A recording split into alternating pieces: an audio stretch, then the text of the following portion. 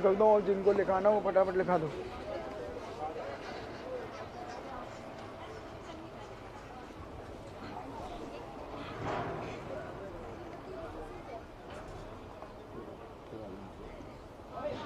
महिलाओं को बीच से उठा कर दे।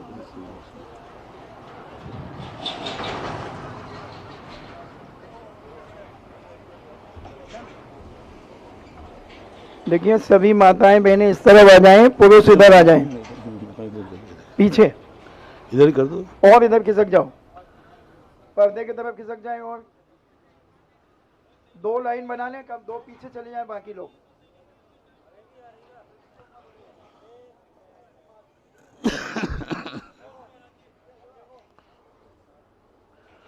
अपरानिक प्रक्षिणा स्वाध्याय विलयाम श्रीकायुष।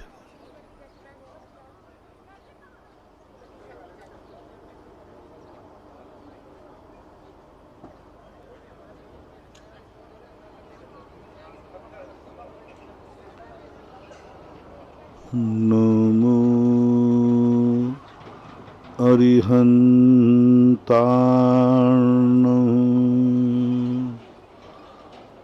नमो सिद्धाणं नमो आयर्याणं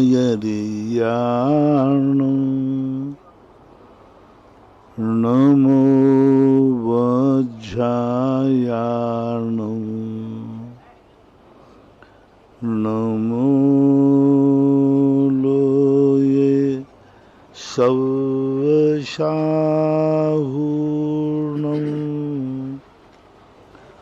पंच परमेष्टि भगवान की जय।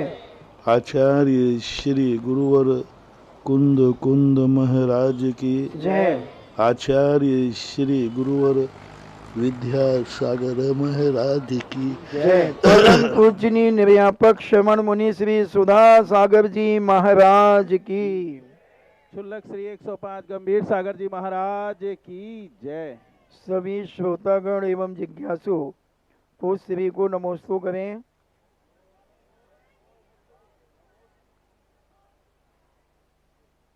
महेंद्र जैन पत्रकार इंदौर से पूछते हैं, नमोस्तु महाराज जी, पूज्य साधु मुनिराजों के बिहार के संदर्भ में एक मेघचारी शब्द का उल्लेख मिलता है। पूज्य भाई ये मेघचारी क्या है? मृगचारी का अर्थ होता है जैसे मृग कभी अपना कोई स्थान नहीं बनाता, मठ नहीं बनाता। मृग हमेशा अस्थायी रूप से विचरण करता रहता है, उसका कोई घर नहीं होता, कोई ठिकाना नहीं का बनाता, वो चलता ही रहता है। इसी प्रकार साधु यदि चलता ही रहेगा तो वह पवित्र रहेगा, शुद्ध रहेगा। एक स्थान पर रुकने से राग आदि भाव जागते हैं, ममत्व भाव जागता है, उस मठ से भी राग भाव हो जाता है कि यह मेरा है। इसलिए वह साधु के लिए मृग के समान कोई स्थान निश्चित न करके हवाओं के समान जहाँ जैसा भव्य जीवों के पुण्य का उदय होता है उन्हीं के अनुसार साधु को निरंतर विचरण करते रहना चाहिए। बहता हुआ पानी और चलता हुआ साधु सदा पवित्र रहता है। पानी को रोक लिया जाए तो पानी में काई लग जाती, गंदगी हो जाती। ऐसे ही साधु को भी पानी के समान, हवाओं के समान बहते रहना चाहिए, इसलिए उनको मृगचारी शब्द का प्रयोग किया।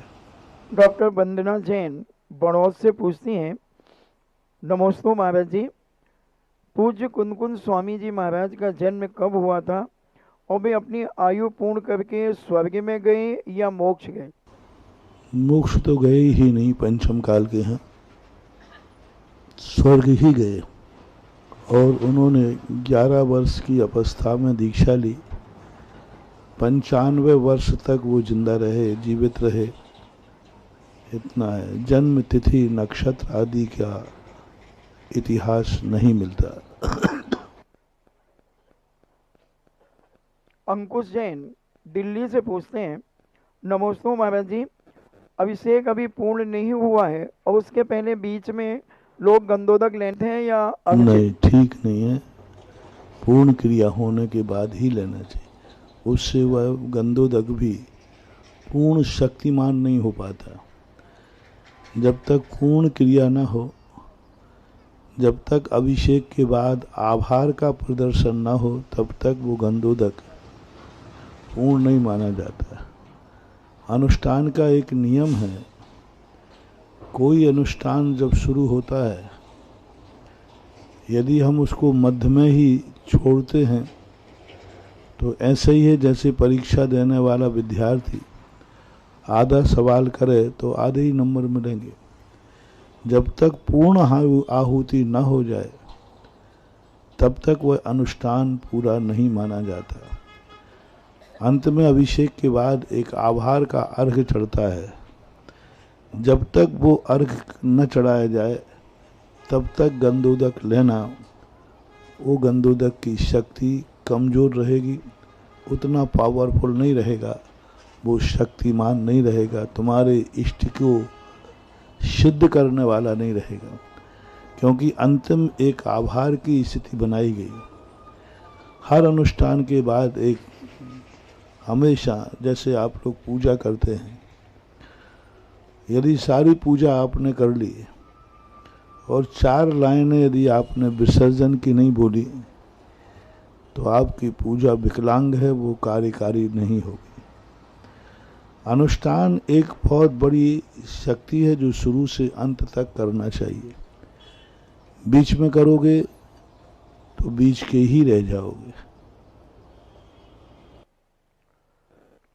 इंजीनियर महेंद्र कुमार जैन झांसी से पूछते हैं, नमोस्तु महाराज जी, हम अहिंसा प्रेमी, अगर किसी जीव हमसे कभी मर जाता है तो हम बहुत पश्चाताप करते हैं और अपने आप को पापी कहते हैं, मगर जो लोग जीवों की हत्या करके उनका भक्षण भी कर लेते हैं, तो क्या इनको दया और करुणा इनके अंदर नहीं आती है? सभी दुनिया एक से परिणाम वाली नहीं होती। कुछ लोगों को ऐसे पाप कर्म के उदय होते हैं कि उनकी पाप की सजा भोगने के लिए उनको पापी कर्म बना देता है। यदि रावण को पापी नहीं बनाता तो रावण का नाश नहीं होता। कंस को यदि पापी नहीं बनाता तो कंस का नाश नहीं होता। प्रकृति जिनको कठोर सजा देना पड़ती है, प्रकृति उनके ऐसे ही काम कराती है जिससे कि वो स्वतः ही अपने आप विनाश को प्राप्त हो जाए। पाप कोई अच्छे आदमी नहीं करते, गंदे आदमी करते हैं, और पाप करना भी उनके लिए उनका कर्म कहता है इससे ऐसे पाप कराओ, अन्यथा इसको कैसे इसका विनाश होगा। यदि रावण विदेही का अपहरण न करता तो कभी रावण से दुनिया मुक्त नहीं हो पाती। तो कर्म ने उसकी मति ऐसी की कि उसकी विदेही पर दृष्टि पड़ी और अपहरण किया, और वही अपहरण उसके विनाश का कारण बन गया। यदि कंस श्री कृष्ण के साथ इस प्रकार का व्यवहार न करता तो उसका नाश कैसे होता। तो जो पापी लोग होते हैं उनका कर्म ही उन्हें उस पोजीशन की तरफ ले जाता है कि उनसे ऐसे कर्म कराता है और वही उनके जीवन का अंत होता है। इससे धर्मात्मा पुरुषों को ये कभी नहीं सोचना चाहिए कि इतने पापी लोग पाप कर रहे हैं, हम छोटे से पाप से क्या होता है। नहीं, तुम धर्मात्मा हो, वो पापी है। राम से छोटा सा भी पाप श्री राम के लिए दुखदाई था, और रावण को बहुत बड़ा पाप भी उसके लिए सुखदाई था। ऐसा परिणाम ही उसके विनाश का कारण बना, ऐसा मानना चाहिए। केकड़ी से महावीर तेली हैं, वो कहते मैं जन्म से जैन नहीं हूँ महाराज जी, मगर कर्म से मैं जैन हूँ, और मेरी जिज्ञासा है कि मैं ऐसा क्या पुरुषार्थ करूँ कि अगले जन्म में मैं जैन कुल में ही जन्म लूं? गत्यागति जो होती है आचरण पे होती है। यदि आपका आचरण तदनुसार है तो कर्म बदल देता है। जैन को अजैन बना देता है, अजैन को जैन बना देता है। आपका आचरण कैसा है, आपके आचार विचार, यदि आपको ऐसा लगता है कि जैनियों की जो आचार संहिता है ये बहुत पवित्र है, बहुत अच्छी है, तो जाकी रही भावना जैसी सो देखी मूरत तिन तैसी, ऐसा मानना चाहिए। चलिए हेलो हेलो चलिए अब हम सभी जिज्ञासा समाधान के लाइव सेशन की ओर चलते हैं। आज पुनः हमें पीएनसी वालों के टोल पर ये सौभाग्य मिला है जिज्ञासा समाधान करने का। जिनवाणी चैनल, सुधा कलश चैनल और आदिनाथ चैनल के माध्यम से, पुण्योदय चैनल के माध्यम से विश्व के 200 देशों में देखे जाने वाला ये बहुचर्चित कार्यक्रम जिज्ञासा समाधान में सभी श्रावक श्राविकाओं की ओर से गुरुदेव के चरणों में निवेदन प्रेषित करते हुए, नमोस्तु प्रेषित करते हुए निवेदन करता हूं कि हे गुरुदेव हमारी जिज्ञासाओं का समाधान करें। प्रथम जिज्ञासा के लिए हम आमंत्रित करते हैं मास्टर अव्यांश जैन गंज बासुदा।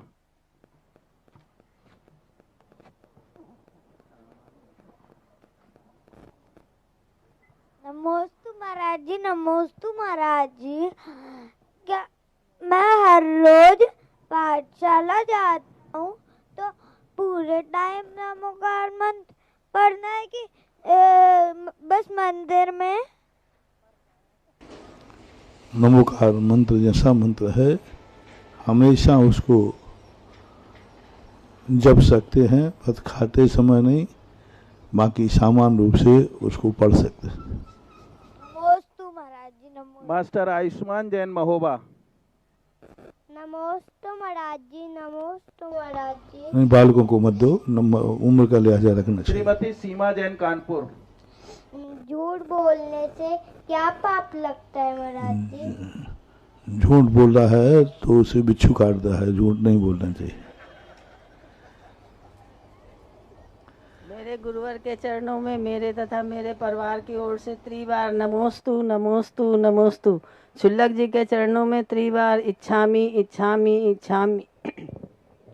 गुरुवर, मेरा प्रश्न है, तत्वार सूत्र में प्रदोष, निर्णो, मात्सर आदि शब्द आए हैं जो कि ज्ञानावर्णीय, दर्शनावर्णीय कर्माश्रों के कारण हैं, तो प्रदोष और निर्णयों से क्या तात्पर्य है?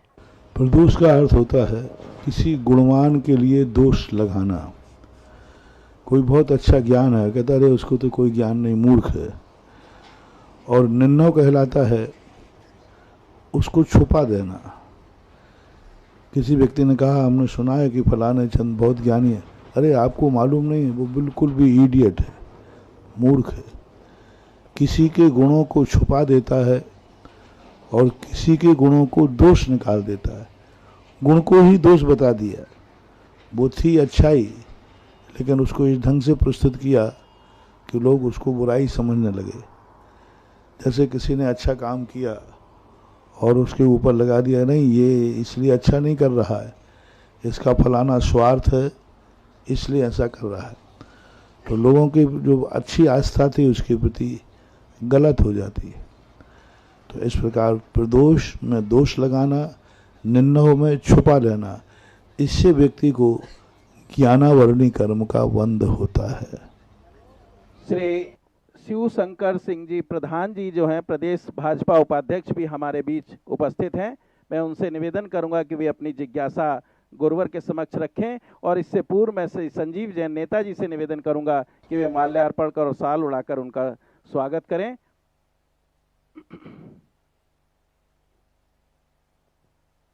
करतल ध्वनि से सभी लोग।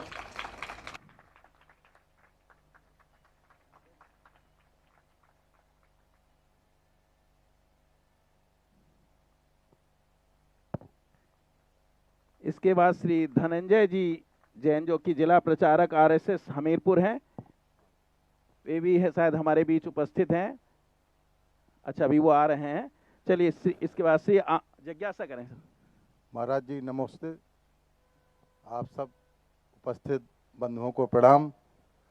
महाराज जी, आज आप हमारे गांव और मेरे घर पधारे, मैं अपना अहोभाग्य समझता हूं। मेरे बहुत ही पुण्य प्रबल हुए हैं, तब आप मेरे गांव और यहाँ मेरे घर पधारे हैं। मैं आपको बारंबार प्रणाम करता हूं। महाराज जी, जीवन में वैसे तो सभी प्रकार की आपकी कृपा है, फिर भी मार्गदर्शन करिए कि ये जो मिला है ये सब स्थायी बना रहे और शांति सदैव हमारे साथ रहे। हमेशा व्यक्ति को दो ही बातें विचार करना है कि मेरे सुख के लिए कहीं दूसरा दुखी ना हो जाए और दूसरे को हम इतना ज़्यादा दुखी कर दें कि उसको हमारी उपस्थिति भी अच्छी न लगे। ये परिणाम सबसे ज़्यादा ध्यान रखना चाहिए, चाहे घर हो, चाहे परिवार हो या समाज हो। पड़ोसी को ये महसूस होना चाहिए कि हमारे पड़ोसी में कोई अच्छा आदमी रहता है। घर में रहना करके परिवार लोगों को गर्व होना चाहिए, मैं इस घर में हूँ जिस घर का मुखिया, पर वो गर्व कर सके। समाज में भी यही होता है, देश में भी यही होता है। हर व्यक्ति को हमेशा एक ही विचार करना चाहिए, मुझे दुनिया से क्या सुख मिल रहा है यह महत्वपूर्ण नहीं है, हम कितने लोगों को सुख दे पा रहे हैं यह महत्वपूर्ण है। हम सदा कहा करते हैं बेटे को गर्व है कि हमारे पिताजी हैं, बहुत अच्छे पिताजी हैं। ये इतना महत्वपूर्ण नहीं है जितना पिता कहे कि मैं ऐसे बेटे को पाकर गौरवान्वित हूँ।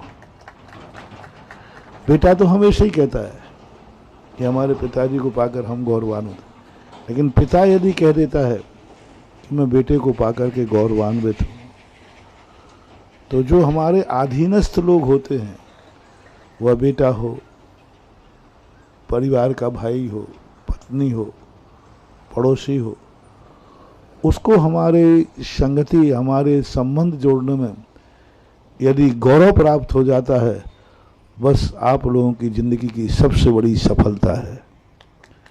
जो आपके जीवन में आया उसको गर्व महसूस होना चाहिए, गौरव महसूस होना चाहिए। तो समझ लेना कि आपकी सारी की सारी जितनी भी विपरीत परिस्थितियां हैं, सब परिस्थितियां अनुकूल बनी रहेंगी। और यही आचरण बना रहा तो आज सारी दुनिया शाश्वत रूप से तुम्हारे पीछे चलेगी और तुम आगे चलोगे। और आपको जो बात कही कि हमारे लिए करना, ये रास्ते में बहुत सारे लोगों को मैं निकल भी जाता है तो भी इतना लाभ नहीं मिल पाता। तुम्हारे बाजू में खड़े हुए जो संजय बाबू नेताजी हैं, इनकी बदौलत है कि इस रास्ते के सारे जितने नेता हैं उन सबको लाभ मिल रहा है।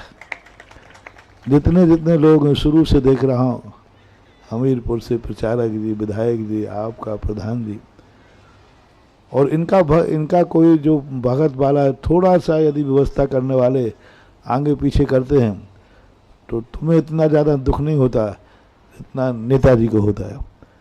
और अभी जो है नेताजी ने कहा कि नहीं, वहाँ तो जाना ही है। और ये बिहार का पहला मुख्यालय था जहाँ पर अलग से अंदर गए तो एक आत्मीयता होती है, एक भाई दूसरे भाई को अपनी पवित्रता जो इन्होंने पाया वो चाहते हैं कि हमारे सारे साथी भी इस आनंद को पाएं, इस कारण से इनकी भावना रहती है। बहुत अच्छा आशीर्वाद है।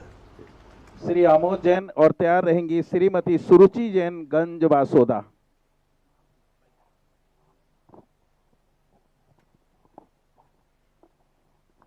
मेरे आराध्य गुरु के चरणों में बारंबार नमोस्तु। क्षुल्लक जी को इच्छामी। महाराज जी, मेरा प्रश्न चौके की व्यवस्था को लेकर है।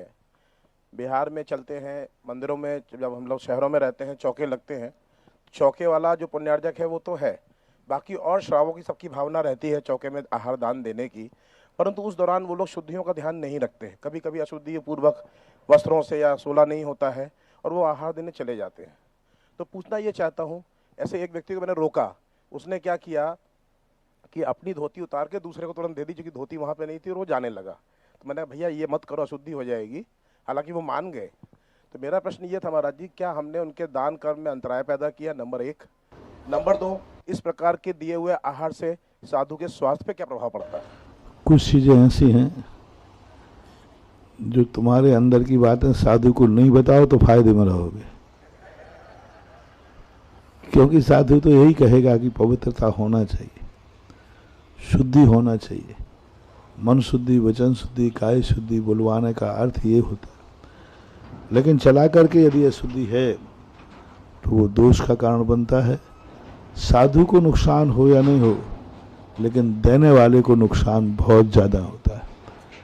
साधु तो अपनी साधना के बल पर कहीं ना कहीं उस अशुद्धि का निराकरण कर लेता है, लेकिन श्रावक से यदि हो जाए तो वो कब करेगा? साधु के मन में कोई विकल्प आ भी जाता है तो प्रतिक्रमण कर जाता है, ध्यान करता है, सामयिक करता है। लेकिन गृहस्थ को ऐसा मौका नहीं होता, इसलिए गृहस्थ को तो सावधानी रखना ही चाहिए और रखने लायक स्थिति बनना चाहिए। रास्ते के विहार होते हैं, इनके तो अलग ही, मैंने कहा था ना, 100 बार घर में आहार करा लेना और एक बार साधु जहाँ विहार कर रहा हो रास्ते में आहार करा देना 100 के बराबर होता है। जय हो, जय हो। घर में आहार करा लेना 1000 बार, और एक आहार किसी तीर्थ पर साधु विराजमान हो वहां जाकर के आहार करा देना 1000 साधुओं को आहार कराने बराबर। क्योंकि इसका रीजन है, साधु जब आहार विहार करता है तब तुमने साधु को आहार ही नहीं दिया है, साधु की जीवनचर्या में सहयोग दिया है। और जब तीर्थ पर साधु होता है उस समय कराने का अर्थ है तुमने साधु को आहार नहीं दिया है, एक तीर्थ का उद्धार किया है। क्योंकि साधु तीर्थ पर रुकेगा तो तीर्थ का भी विकास होगा। जैसे अपने पूज्य गुरुदेव, आज सारे तीर्थों का विकास होने का कारण है पूज्य आचार्य महाराजों का तीर्थ क्षेत्रों पर रुकना। सारे भारत के तीर्थ जिस पर पूज्य आचार्य महाराज रुक जाते हैं वो तीर्थ, तो वो जो आहार देना है तीर्थ पे जाकर के वो सब उसके भागीदार होते हैं। एक ही क्रिया द्रव्य क्षेत्र काल भाव से अलग अलग फलती है, वही क्रिया द्रव्य क्षेत्र काल भाव से फलती है, क्षेत्र से अनुसार फलती है। एक ही बीज सभी खेतों में एक समान नहीं होता, सभी कालों में बोया हुआ बीज नहीं फलता। बीज बोने के लिए भी एक काल निश्चित है, उसी काल में बोओगे तो फलेगा। खेत है, बीज है, लेकिन काल यदि अलग है तो नहीं आएगा। क्षेत्र अलग है, बीज सही है, खेत भी है, लेकिन खेत अनुकूल नहीं है। तो इस प्रकार इन सब चीजों का होता है। नगर में जाकर के तुम व्यवस्थाएं करते हो, साधु आता है, हजारों बार साधुओं की नगरों में आने पर व्यवस्था करो, और ये जब साधु विहार कर रहा हो उसके रास्ते की व्यवस्था करना हजारों साधुओं की आगवानी करने से श्रेष्ठ है एक दिन की व्यवस्था। यदि साधु किसी जंगल से गुजर रहा है, कहीं से विहार कर रहे हैं, एक दिन की व्यवस्था भी यदि करता है और अपने नगर में आने पर हजारों बार आगवानी कराता है, तो उस आगवानी, हजारों बार आगवानी से श्रेष्ठ एक दिन के विहार की व्यवस्था करना महत्वपूर्ण होता है। क्योंकि विहार एक अलग चीज होती है। बिहार में कितने लोग करके दर्शन करते हैं, कुछ अच्छे भी होते हैं और कुछ बुरे भी होते हैं, और वो कितनी प्रकार का लाभ लेता है। नगर में आकर के, घर में आकर के तो दुनिया कर लेता है। घर में आए हुए ब्याह जी को तो दुनिया वेलकम कर लेता है, आइए साहब। लेकिन बिहार साधु कर रहा हो और उसके साथ कोई एक दिन व्यवस्था करता है और 4 कदम भी उनके साथ चल लेता है, तो ये पुण्य उस समय काम आता है जब तुम्हें कभी यात्रा में संकट आता है। अभी एक प्रश्न हुआ था ना पहले कि साधु तो विहार तो करना ही है, इतने लोग साथ में क्यों विहार करते हैं? क्या जरूरत है? साधु तो अपने पैरों से विहार कर रहा है। तुम 1000 चलो तो मुझे पैर से चलना है, और 2 चलो तब भी पैर से चलना है, तो फिर क्यों चलते हो? बहुत बड़ा रीजन महानुभाव इसका है। साधु के साथ जब वो विहार करता है उस समय ऐसा पुण्यबंध होता है, जो कभी तुम यात्रा में जाओगे और यात्रा के समय इस समय का किया हुआ पुण्य काम आएगा, भगवान की भक्ति आदि का पुण्य काम नहीं आएगा। पुण्य की क्वालिटी होती है आपने किस समय बांधा है। आपने पूजा के समय बांधा है, वो पूजा आपको यश दिलाएगा, ख्याति दिलाएगा, लेकिन दुर्घटना से नहीं बचाएगा। यात्रा में वो काम नहीं आएगा। आपने जाप दिया है, आपको नोट खूब आएंगे। जाप दिया है आपने, भगवान की माला गिनी है, तो आप नोट गिनोगे, लेकिन यात्रा में संकट आएगा तो वो नोट काम नहीं आएगा। लाखों रुपया डिग्गी में रखे रहना, क्या काम का? लाखों रुपया डिग्गी में रखे हैं, जेब में रखे हैं, सब कुछ है। यात्रा के समय का पुण्य कब है? यात्रा के समय का पुण्य 2 ही तरीकों से बनता है। किसी साधु सज्जन के साथ में तुमने कभी रास्ते में विहार किया क्या? किया है तो वो पुण्य काम आएगा। और दूसरा, अपने पैरों से कभी कोई तीर्थ यात्रा की है तो वो पुण्य काम आएगा। ये 2 पुण्य व्यक्ति को, यदि अपनी दुर्घटना से बचना है कि कभी हमारी यात्रा में एक्सीडेंट ना हो, कभी हमारे दुर्घटना घटे, दुर्घटना तो घटती हैं, घटेंगी, लेकिन नुकसान ना हो, तो उसको 2 कार्य जिंदगी में जरूर करना चाहिए। एक तो किसी ना किसी तीर्थ की यात्रा पैदल करना चाहिए, जो जिसकी आस्था का केंद्र हो, जो जितना बड़ा क्षेत्र हो, सबके अलग अलग आस्था के केंद्र होते हैं। जो तुम्हारी आस्था का केंद्र हो और बड़ा का बड़ा तीर्थ हो, उसका कभी मन बनाना चाहिए कि एक बार मैं इसकी पद यात्रा करूंगा। और यदि ये ना हो सके तो कोई साधु सज्जन जो तुम्हारे गुरुजन हो, जिनके तुम्हारे ऊपर आशीर्वाद है, जिनके साथ तुम्हारा एक आदर्श संबंध हो, वो जब विहार करें तो उनके साथ विहार करके वो पुण्य कमा लेना चाहिए। ये 2 तरीके, यानी हम लोग जो विहार करते हैं उसमें तुम लोगों का भंडारा भरता है, मेरा तो अलग ही ढंग का है, मेरा तो इतना ही है। तुम लोगों को बहुत लाभ है। क्यों विहार करते हैं? पदयात्रा क्यों करते हैं? क्या गाड़ियों की कमी है? महाराज लोगों के रिद्धियां सिद्धियां होती, आकाश से चले जाएं, देवता विमान लेके आ जाएं, वो तो संभव है, हो सकता है।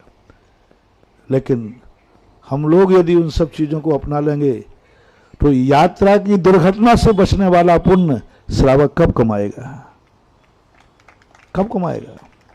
इसलिए आचार संहिता हमारे भगवानों ने बनाई साधुओं को कि तुम्हें कष्ट होगा, तुम्हें परेशानियां होंगी, होने दो, तुम्हारे बहाने से कितने श्रावकों का पुण्यबंध होगा वह भी आपको विचार करना है। परोपकाराय शताम विभूति, परोपकाराय वहन्ति नद्यः, परोपकाराय दुहन्ति गावः, परोपकाराय तरु प्रसूति। पेड़ परोपकार के लिए ही फलता है, गाय दूध परोपकार के लिए देती है, नदी परोपकार के लिए बहता है। इसलिए साधु की जितनी विभूति होती है, परोपकाराय शताम विभूति, यानी साधुओं की विभूति परोपकार के काम आती है। यानी जितनी क्रियाएं साधु कर रहा है, भली उसमें कष्ट है लेकिन गुरुजन, भगवानजन, साधु तो उनके निकटवर्ती होते हैं, उनको इतना कष्टदायी क्यों बनाते? महावीर स्वामी क्यों इतनी कष्टदायी चर्या अपने श्रमण को बनाते? कितनी कष्टदायी बनाने? उसका मूल कारण था कि हे श्रमण, तुम्हारे लिए जरूर कष्ट होगा, लेकिन जहां से तुम विचरोगे वहां से कितनों का उत्थान होगा, इस पर भी विचार करना चाहिए। जब वैष्णव दर्शन में एक बहुत अच्छा संस्मरण है कि सुदामा के लिए जब उपानाहे दिए गए, रानियों ने उनको बहुत अच्छे कपड़े दिए, पहनने को पाउंडियां दिया, तो श्री कृष्ण जी ने कहा ये गलत है। बोले क्या गलत है? आप तो पहने हुए हो, आप सब कुछ पहने हैं, फिर आपने ये सब चीज़ों का विरोध क्यों कर रहे हो? बोले मैं सुदामा नहीं हूं। सुदामा वो शक्ति है कि मेरा मन था कि मैं सुदामा को पूरी द्वारका में घुमाऊंगा, इससे मेरी पूरी द्वारका तीर्थ बन जाएगी, और तुमने जूतियां दे दी हैं, अब वो तीर्थ नहीं बन पाएगी। यानी श्री कृष्ण ने मित्र को नंगे पैर पसंद किया और रानियों को समझाया कि जमीन से यदि कोई सज्जन पुरुष है, उसका स्पर्श, भली सज्जन पुरुष को कष्ट होगा, उसको दुख होगा। सज्जन पुरुष तो दुख भोगने के लिए ही होते हैं। रिपीट करता हूं, सज्जन पुरुष तो दुख भोगने के लिए ही होते हैं। उनके दुख भोगने से संसार सुखी होता है, यही साधु का सुख होता है। ऐसा मानना। नमोस्तु भगवान, नमोस्तु भगवान, नमस्ते। श्री धनंजय जी जो कि जिला प्रचारक हैं आरएसएस हमीरपुर के, वे हमारे बीच हैं। मैं उनका हार्दिक अभिनंदन स्वागत करता हूं और आमंत्रित करता हूं कि वे अपनी जिज्ञासा गुरुदेव के समक्ष रखें। इससे पूर्व संजीव जैन नेताजी से भी निवेदन करूंगा कि वे उनका सम्मान कर कृतार्थ करें।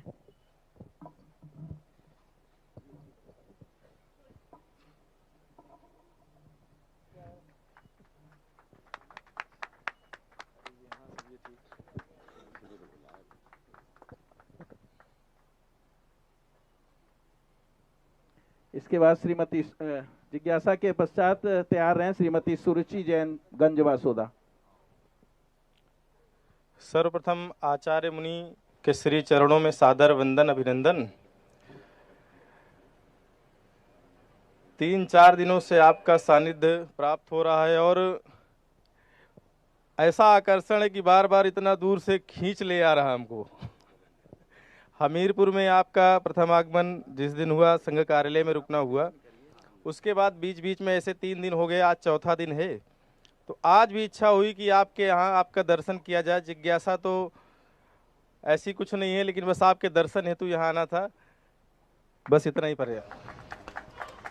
इस रास्ते पर चलने के लिए हमें बहुत बार डराया गया।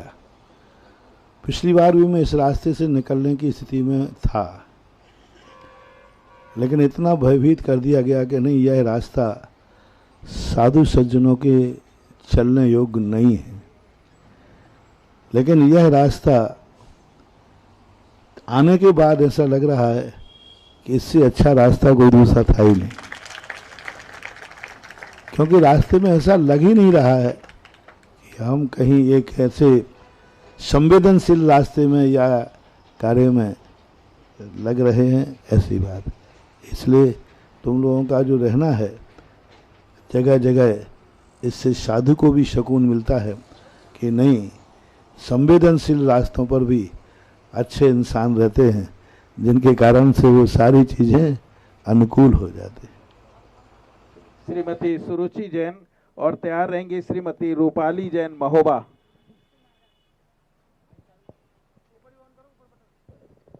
हेलो, नमोस्तु महाराज जी, नमोस्तु महाराज जी, नमोस्तु महाराज जी।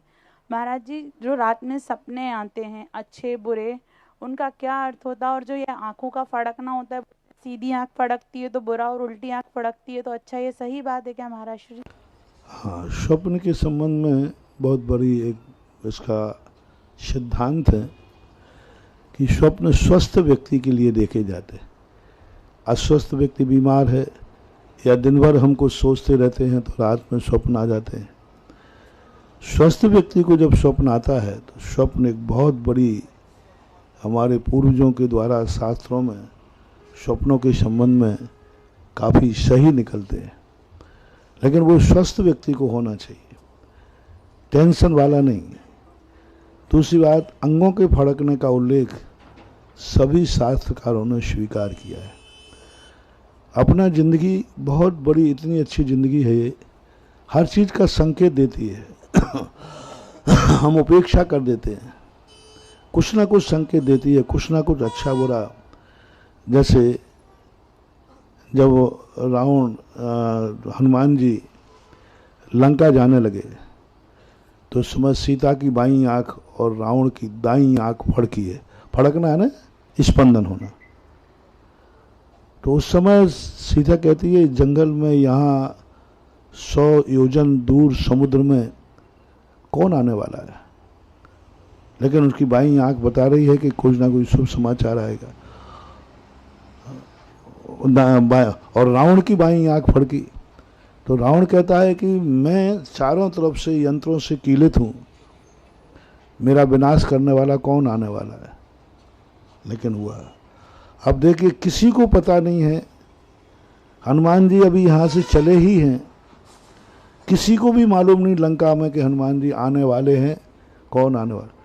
लेकिन कितने जंगे आकर के वहाँ जाकर के पैथी पहुँच गई, रावण को संकेत दे दिया तुम्हारा अशुभ होने वाला है, और विदेही को संकेत दे दिया चिंता मत करो तुम्हारा शुभ होने वाला है। ये उल्लेख शास्त्रों में आता है। तो अंग फड़कने से परिणाम तो निकलते हैं। आँख के संबंध में स्त्री की बाईं आँख और पुरुष की दाईं आँख फड़कना शुभ होता है, इससे विपरीत अशुभ होता है। शेष अंगों में करीबन 30-32 स्थान होते हैं जहाँ शरीर का स्पंदन होता है, और वो स्पंदन कोई ना कोई नियम से उसका संकेत है। आँखों का, कानों का, मस्तिष्क का, ललाट का फड़कना, टोंडी का फड़कना, ओंठ का फड़कना, गर्दन, पेट, छाती, भुजाएं, पैर, तो इनमें स्पंदन होता है, और सबके स्पंदन का अलग अलग फल मिलता है। इसके संबंध में जबलपुर से निकलने वाला भुवन विजय पंचांग है। पंचांगों के अंतर इनके फल भी लिखे रहते हैं, ऐसा माना। श्रीमती रूपाली जैन महोबा प्रश्न करें। उससे पूर्व एक प्रश्न महाराज जी 3 दिन से आ रहा है मेरे पास में। पूज्य श्री के चरणों में अरविंद कुमार जैन शिवरार्थी, निवासी कानपुर, प्रवासी जयपुर, की किसी ओर से नमोस्तु एक ही विकट परंपरा वर्तमान में पनप रही है कि किसी के मरण पर दाह संस्कार के पश्चात घाट पर या घर पर लोग बिना नहाए खाना पीना कर लेते हैं, यह कहाँ तक उचित है और सही मार्ग क्या है? उचित तो नहीं है।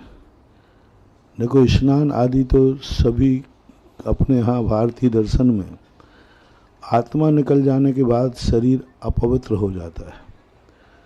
जिस स्थान पर रहता है उसको भी पवित्र करना चाहिए, और आत्मा निकल जाने के बाद शरीर का स्पर्श होता है तो स्नान तो करना ही चाहिए। और मृत्यु के बाद कोई भोज तो होना ही नहीं चाहिए। किसी भी दर्शनकार में, जितने भी अपने भारतीय दर्शन हैं, किसी भी दर्शन में कहीं भी मृत्यु भोज का कोई उल्लेख नहीं मिला। किसी भी दर्शन में, जितने भी अपने भारत के दर्शन हैं, सब पुराण पुरुषों में मरण तो होते रहे हैं, लेकिन उसके उपलक्ष्य में मृत्यु भोज देने की परंपरा ये बिल्कुल भी गलत है। वैसा ही बल्कि मेरे सिद्धांत तो ये है कि उल्टा होना चाहिए। जिसके यहाँ कोई मर जाए उसको 13 दिन तक समाज वालों को भोजन कराना चाहिए, क्योंकि वो दुखी है, घर में नहीं खा पा रहा है, नहीं बना पा रहा है, तो अपने घर बुलाकर उसको खिलाओ। उसके घर जाना, उसके घर करना, और ये और बता देना कि मृत्यु भोज नहीं कराया तो उस आत्मा का कल्याण या भटकती रहती है। बड़े आदमी तो कर लेते हैं, गरीबों की मालूम क्या दशा होती है। एक बार राजस्थान में एक घटना घटी थी। एक व्यक्ति की बेचारी माँ मर गई, पिता था, पिता मरा पहले, तो गांव वाले आके बोल गए, बोले मौसर करो मौसर। अब उसके यहाँ कुछ था ही नहीं, एक छोटा सा खेत था। बोले मौसर नहीं करोगे तो इसकी आत्मा भटकेगी, पूरा गांव को खत्म कर देगी। अंत में जाकर उसने खेत बेच करके कर दिया, और वो किया ही है। उसके बाद उसकी माँ मर गई। फिर लोग आ गए, बोले साहब मौसर करो नहीं तो आत्मा भटक जाएगी। उसने कहा साहब हमारे पास कुछ है ही नहीं, कुछ भी नहीं है। लेकिन लोगों को दया नहीं आई, वो अंदर गया और अपने खुद की हत्या करके बता दिया कि अब मैं ही मौसर में बचा हूँ, अब मेरी जान दे दे। उसने दे दी, और जब उसके मरने के बाद सारे पंच गायब हो गए। अब कोई इनको भूत नहीं लग रहा है, पूरा घर मिटा दी। तो मृत्यु भोज, जो किसी के मृत्यु भोज में जाता है वो मरे हुए शरीर का भक्षण करने के पाप का भागीदार होता है। एक निर्वाण मथुरा से बहुत सारी युक्तियां निकलती हैं, उसमें इस प्रकार का ना तो जैन दर्शन में ना किसी वैष्णव दर्शन में मृत्यु भोज जैसी कुरीति को खत्म करना चाहिए। किसी प्रकार भोजन नहीं करना चाहिए। सामान्य रिश्तेदारी में उठना बैठने में जो भोजन करते हैं वो बात अलग है, भोज का रूप नहीं होना चाहिए। अब किसी के यहाँ बैठने जाओगे तो भोजन तो करोगे, सामान्य भोजन जैसे जाते हैं, मृत्यु भोज रूप से नहीं करना चाहिए, गलत है, दोष। श्रीमती रूपाली जैन महोबा और तैयार रहेंगे श्री जीसी सिंघई जैन समाज छतरपुर।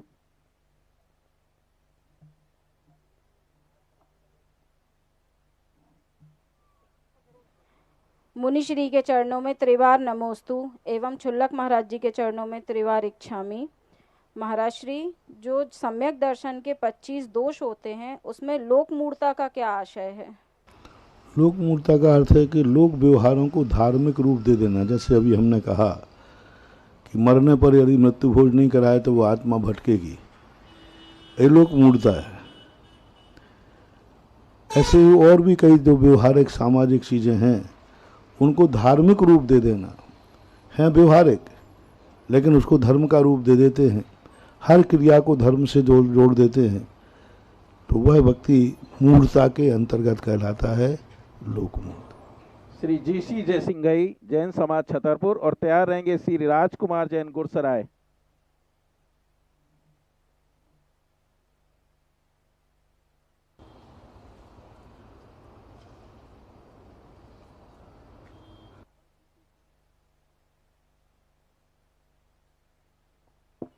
महाराज जी के श्री चरणों में बारंबार नमोस्तु नमोस्तु नमोस्तु। सोमा जी, छुल्लक जी को इच्छामी इच्छामी इच्छामी। महाराज जी, मेरा प्रश्न है कि जब हमारे ऊपर मुसीबत आती है तो हमें लगता है कि वास्तु दोष, कल्प वृक्ष और ग्रह दशा दोष आदि दिखाई देने लगती हैं। ऐसी स्थिति में महाराज जी हम लोग क्या करना चाहिए? ग्रह आदि जो हैं ये हमारा कुछ बिगाड़ते नहीं हैं, ये थर्मामीटर है। हम कई बार बता चुके हैं कि ग्रह नक्षत्रों को मानना चाहिए है, पर ये हमारा कुछ नाश कर रहे हैं सो बात नहीं। ये थर्मामीटर के समान हमारे आने वाले अच्छे बुरे दिन का संकेत देते हैं। इनके लिए हमेशा एक ही ध्यान रखना चाहिए, जिस निमित्त से पुण्य की वृद्धि हो पुण्य को बढ़ाना चाहिए और पापादि प्रवृत्ति से अपने को बचाना चाहिए, यही इसका लक्षण है। उस समय भक्ति आदि बढ़ा देना चाहिए। बाकी ये कोई अपना नाश नहीं करते, ये तो जड़ हैं, अचेतन है। आप रास्ते में जाते हुए यदि बिल्ली ने रास्ता काट दिया तो बिल्ली तुम्हारा अहित नहीं करना चाहती थी, वो तो अपना भोजन ढूंढने जा रही थी, लेकिन संकेत दे गया कि आपके इस कर्म का उदय आने वाला है।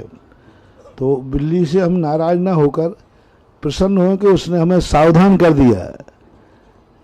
तो सावधान करना भी अपने आप में चीजें, ऐसा मन। श्री राजकुमार जैन गुरसराय और तैयार रहेंगे श्री राजेश जैन गुरसराय।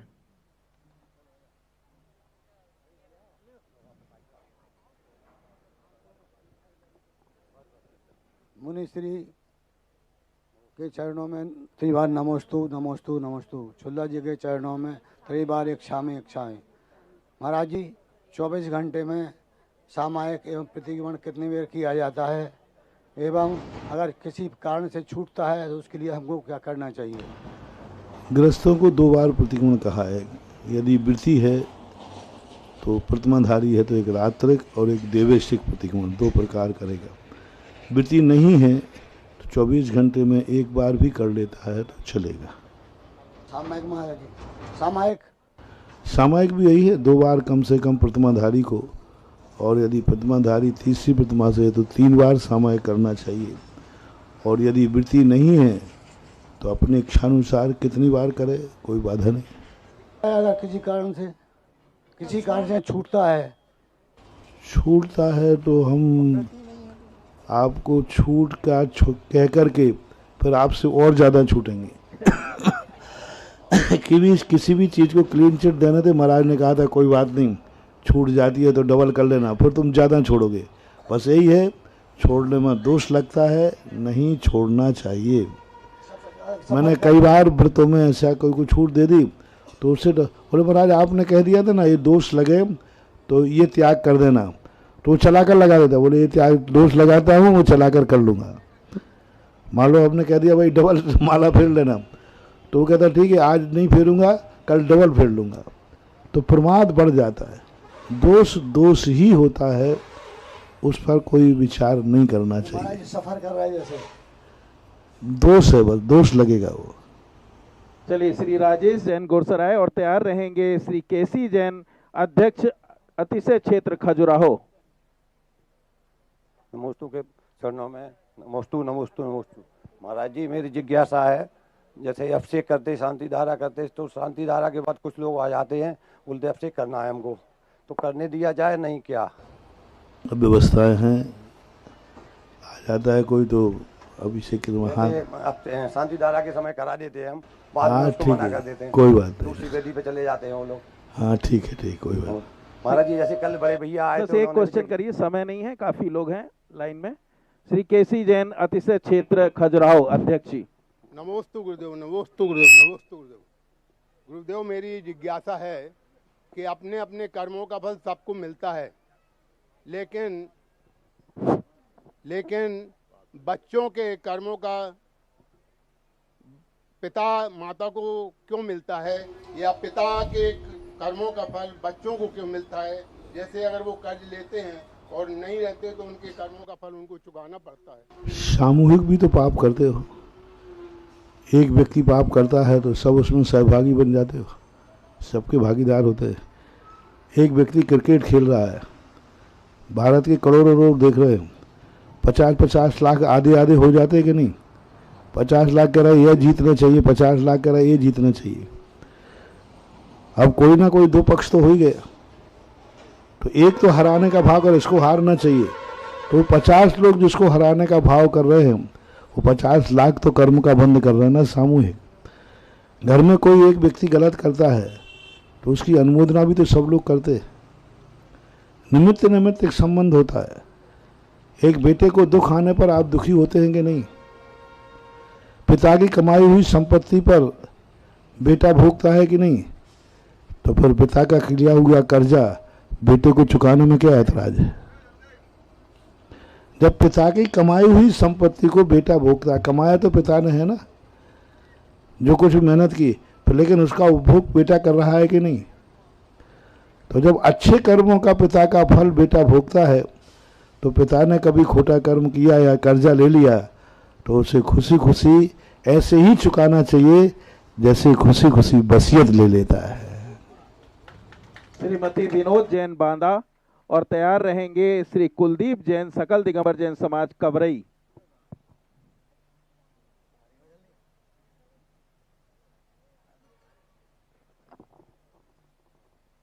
त्रिवार नमोस्तु महाराज श्री, त्रिवार नमोस्तु छुल्लक जी।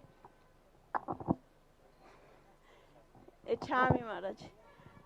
महाराज जी मेरा प्रश्न है कि राजनीति में रहते हुए हम अपने धर्म का पालन तो कर रहे हैं, मगर कभी कभी ऐसा हो जाता है कि हम लोग कुछ जगह पे दर्शन नहीं मिल पाते महाराज जी, तो उसमें क्या कोई दोष लगेगा?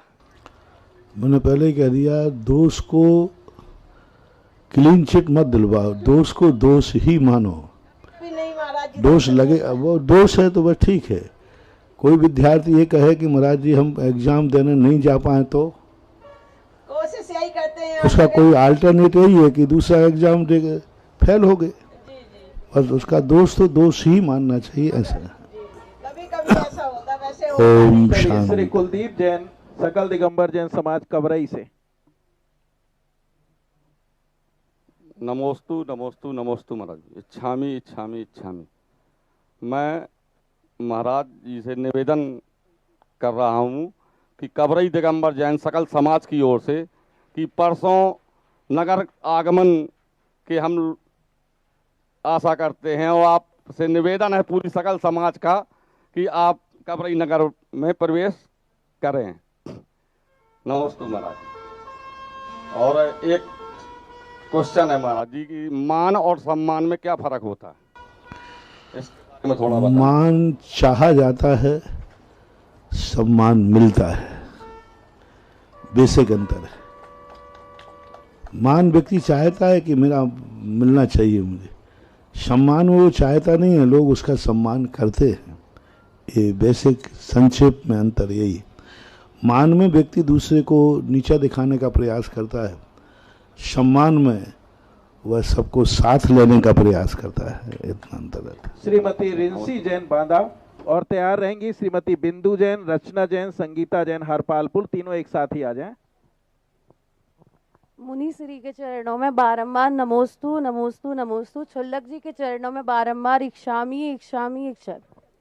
मुनि श्री, मेरा प्रश्न ये है कि जीवन अल्प है, जिम्मेदारियां बढ़ती जा रही हैं, ऐसी परिस्थिति में हम अपने भावों को संभालकर धर्म का पालन कैसे करें? जिम्मेदारियों को अपने आप में कम करना चाहिए। हम क्या करते हैं कि जो जिम्मेदारी हमारी नहीं है उसके बाद भी हम जिम्मेदारी ले लेते हैं। हमारे शास्त्रों में पिता को एक बेटे को पालन करने का, अपने बेटे को संतान का पालन करने का प्रावधान है, लेकिन वो तो पोतों का भी पालन कर रहा है। पिता को बात एक ही है, अपने संतान को पैर पे खड़ा करे, अपने संतान के प्रति वो जो कुछ भी जिम्मेदारी पूरी करे। अब संतान की जिम्मेदारी के बाद वो पोते की जिम्मेदारी पूरी कर रहा है और बाद में कहता है कि पड़ पोता और हो जाए, सोने की सीढ़ी चढ़े। अब सोने की सीढ़ी चढ़ने वाली महत्वाकांक्षा को व्यक्ति को जिम्मेदारी उसके लिए बहुत खतरनाक है। जिम्मेदारी उतनी ही रहना चाहिए जितने तुम जिम्मेदार हो। एक्स्ट्रा जिम्मेदारी लेना संक्लेश का कारण बनता है। अपनी एक सीमा होती है, उस सीमा के अंदर ही यदि हम काम करेंगे तो कभी जिम्मेदारी भार नहीं बनेगी बल्कि पूरी होंगी। श्रीमती बिंदु जैन और श्रीमती रचना जैन, श्रीमती संगीता जैन, हरपालपुर, एक साथ ही आ जाएं। नमोस्तु महाराज जी, नमोस्तु महाराज जी, नमोस्तु महाराज जी, इच्छामी महाराज जी, इच्छामी महाराज जी, इच्छामी महाराज जी। महाराज जी हरपालपुर समाज से महाराज जी नमोस्तु नमोस्तु नमोस्तु। महाराज जी मोह और राग में क्या अंतर है? मोह दो रूप में होता है। एक विपरीत होता है मिथ्यात्व, जिसे कहते हैं अन्यथा स्वीकार करना, वस्तु जैसी नहीं है उसे अन्य रूप स्वीकार करना, ये भी मोह है। राग कहलाता है किसी इष्ट वस्तु के लिए चाहना और उस पर दूसरे व्यक्ति का अधिकार नहीं जताने देना। जैसे पेंसिल किसी ने कहा मेरी है, अब मेरी है तो दूसरा उठाएगा तो नहीं आप नहीं उठा सकते, तो राग आ गया। और ये पेंसिल है, तुम भी उठा लेना, मैं भी उठा लूंगा, सार्वजनिक रूप है, तो राग नहीं है, फिर तो उपयुक्ता है। राग में व्यक्ति अपना अधिकार चाहता है, दूसरे को बहिष्कृत करता है, तो इसलिए राग में भी एकाकीपन रहता है और मिथ्यात्व में विपरीतपना भी आता है। श्री नितिन टड़ैया टीकमगढ़ और तैयार रहेंगे श्री अभिषेक मलैया टीकमगढ़। मेरा प्रश्न है, जैसे बच्चे बाहर पढ़ते हैं तो यदि हम अपने मतलब खुद यहाँ बैठ के एक जाप दें बच्चों के नाम की, तो क्या उसका प्रभाव बच्चों पर पड़ेगा महाराज जी? यदि आप उससे संबंध हैं, उसके सुख दुख से आप सुखी दुखी होते हैं तो बराबर प्रभाव पड़ता है। भावनाएं इसलिए तो रखी जाती है। चरणों में नमोस्तु। महाराज श्री के श्री चरणों में इच्छामी। महाराज श्री मंदिर जी में भगवान के दर्शन करने में कई बार विकल्प आ जाता है, लोगों को देखते हैं, तो मैंने एकांत में दर्शन करना शुरू कर दिया, 12 बजे जाने लगा। फिर भी महाराज श्री दैनिक जीवन के विकल्प आ जाते हैं, तो ऐसा क्या करूं जिससे ये विकल्प ना आए और शुद्धि हो? यदि तुम लोगों को विकल्प गृहस्थी में यदि विकल्प दूर हो जाते ना तो हम लोग बाबा जी नहीं बनते। कोई वो नहीं है। अपने विकल्पों पर कंट्रोल करो, अपने मन को समझाओ, मन को समझाने से ही विकल्प शांत होगा और कोई दूसरा कारण नहीं है। महाराज श्री एक और जिज्ञासा है, मुक्ति धाम में जब भी जाते हैं अंत्येष्टि के लिए तो एक दिन का सूतक लग जाता है कि मंदिर जी नहीं जा पाते, लेकिन जिस दिन शुद्धका के लिए जाते हैं तो वही लोग वहाँ पे जाते हैं और माने हड्डियों को उठा के करते हैं और फिर सभी समाज के लोग मंदिर ले जाते। मंदिर की एक सीमा होती है। मंदिर के दो भाग होते हैं। एक भाग वो होता है जो पवित्रता से ही जाया जाता है, और मंदिर का एक भाग ऐसा होता है जिसमें सभी लोग जा सकते हैं। मंदिर के कई भाग किए गए।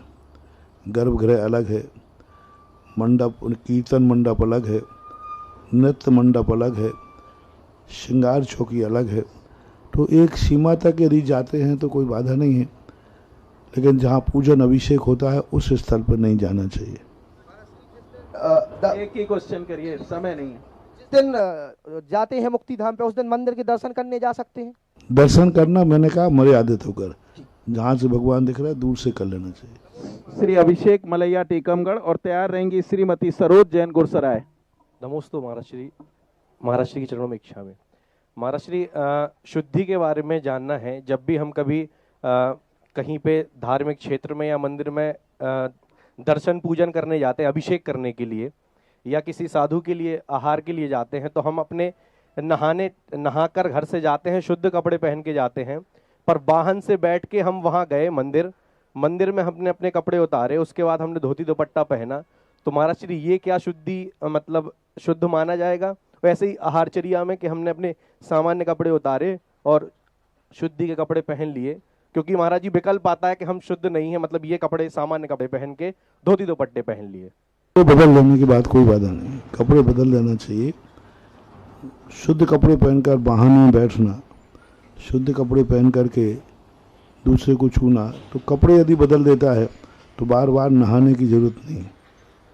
श्रीमती सरोज जैन गुरसराय और तैयार रहेंगी डॉक्टर प्रांजलि जैन हरपालपुर।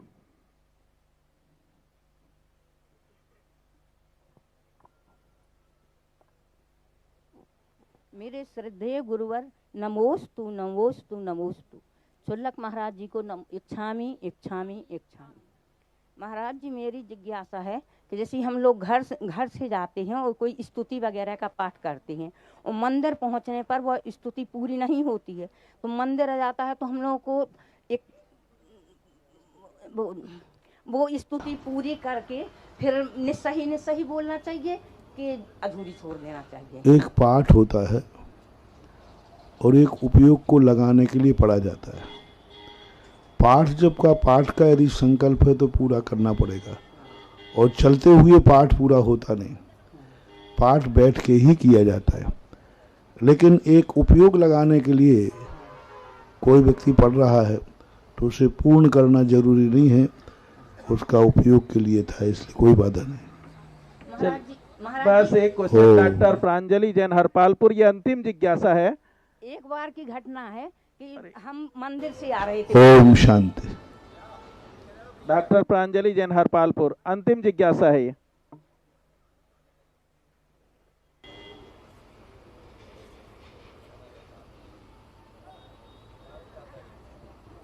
माया श्री के चरणों में त्रिवार नमोस्तु नमोस्तु नमोस्तु। चुलक महाराज जी के चरणों में इक्षामी इक्षामी इक्षामी। महाराज जी, जो विदेह क्षेत्र में श्रीमंदिर आदि 20 तीर्थंकर होते हैं, तो जब वो मोक्ष चले जाते हैं तो दूसरे जो तीर्थंकर आते हैं वो क्या उन्हीं नाम के आते हैं? हाँ, उन्हीं नाम के। कुछ नामों में उनकी फिक्स है, जैसे विद्यमान 20 तीर्थंकर हैं तो उस नाम के तीर्थंकर जाएंगे तो उसी नाम के वहाँ आवे, कोई नियम नहीं है, लेकिन नाम की पुनरावृत्ति हो सकती है। नियामक नहीं है कि वो श्रीमंदर भगवान मोक्ष गए तो श्रीमंदर ही आएंगे, ऐसा नहीं। वर्तमान में 20 तीर्थंकर विद्यमान हैं, इसलिए वो 20 के चल रहे हैं, क्योंकि नाम तो जन्म के समय ही निर्धारित किया जाता है, उसी नाम से ही आएंगे, ऐसा कोई नियम नहीं है। श्री राजेश रंजन रायपुर से एक क्वेश्चन भेज रहे हैं। पूज्य गुरुदेव तीर्थाचार्य को सादर नमोस्तु नमोस्तु नमोस्तु भगवान। पूज्य गुरुदेव श्री सिद्ध चक्र विधान के माध्यम से एक रोग का निवारण हुआ था। इस प्रकार यह रोग निवारण का हेतु हुआ पूरे देश में यह विधान बड़ी संख्या में होता है, तो क्या इससे प्राप्त होने वाले दान का उपयोग साधर्मी बंधुओं के स्वास्थ्य सहयोग हेतु किया जाना चाहिए या नहीं? कृपया जिज्ञासा का समाधान करने की कृपा करें। ये सामाजिक व्यवस्था है। कोई भी अनुष्ठान करने के पूर्व संकल्प करना चाहिए कि इससे आय जो होगी उसको किस में खर्च करना है।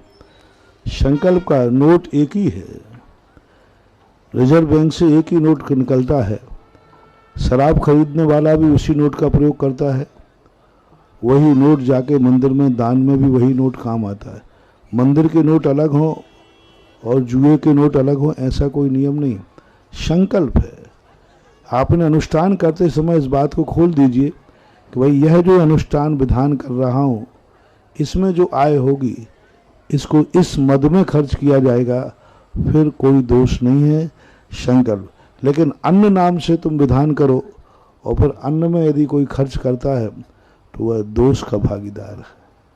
चलिए चलते हैं गुरुदेव की आरती के लिए। आमंत्रित करता हूं श्री शिव शंकर सिंह जी प्रधान जी जो हैं प्रदेश उपाध्यक्ष भाजपा, और श्री धनंजय जी जो जिला प्रचारक आरएसएस हमीरपुर हैं। मैं निवेदन करूंगा कि वे आज गुरुदेव की आरती करने का सौभाग्य प्राप्त कर रहे हैं। गुरुदेव की आरती करें।